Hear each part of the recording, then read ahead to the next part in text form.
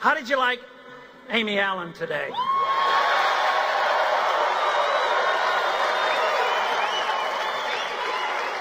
They were all good, but she sang a song, and she probably told you the Universal Soldier. She sang that for me because I asked her to do that.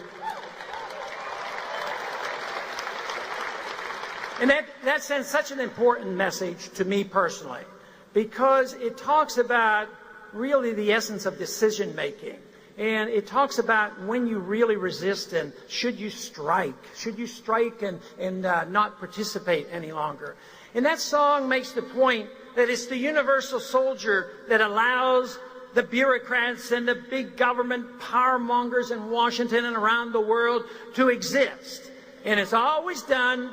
They entice you, they get young people, and they make you feel like if you don't go along, you're unpatriotic. And like the song says, for 1,000 years, there's been the universal soldier. And where would the dictators be if we didn't have the universal soldier willing to go? There would be no wars. I think of the story of the early days of World War I on Christmas Eve. When they took a pause, and the Germans and the British started singing Christmas carols. And they finally got together and exchanged gifts and had a Christmas tree. And then in a day or two later, the armed might of the government comes in and said, you will not have peace. You must go back to shooting and killing each other again. Two Christian nations killing each other for senseless reasons. No sense whatsoever. And it was the control of the universal soldier. And I have to confess, I've been the universal soldier too. You know, as a young man, as a doctor, I was drafted during the Cuban crisis. Ended up serving, not in Vietnam, but during that era. But there were times that people were starting to resist, but I marched off and I was the universal soldier. And there's a tough decision. What we need today to replace the universal soldier is the universal champion of liberty. I can't sum up better what would change the world and bring this imposition to an end. That song by Donovan in the 60s, just went like this. He's 5'2" and he's 6'4".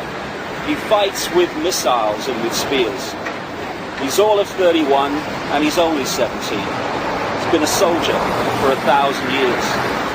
He's the one who must decide who's to live and who's to die, and he never sees the writing on the wall. He's the universal soldier, and he really is to blame. His orders come from far away, no more. They come from here and there, and you and me, and brothers and sisters, can't you see? This is not the way to put the end to war. The thing is, we have one advantage. That they need us to cooperate. See, if we don't cooperate with them, they can't win.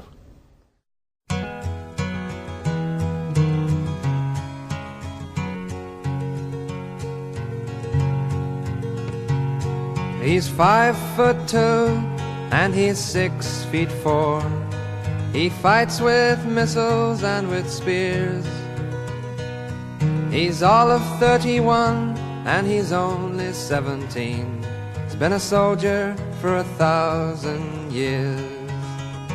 He's a Catholic, a Hindu, an atheist, a Jain, a Buddhist and a Baptist and a Jew.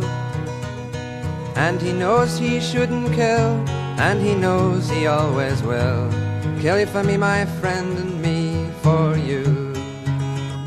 And he's fighting for Canada, he's fighting for France, he's fighting for the USA.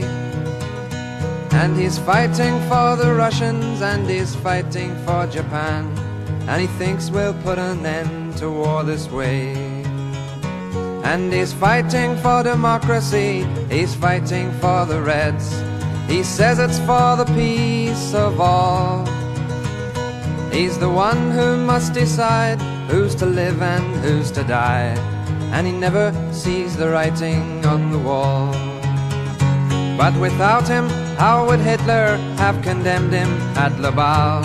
Without him, Caesar would have stood alone. He's the one who gives his body as a weapon of the war, and without him all this killing can't go on. He's the universal soldier, and he really is to blame.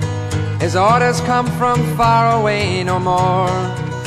They come from here and there and you and me.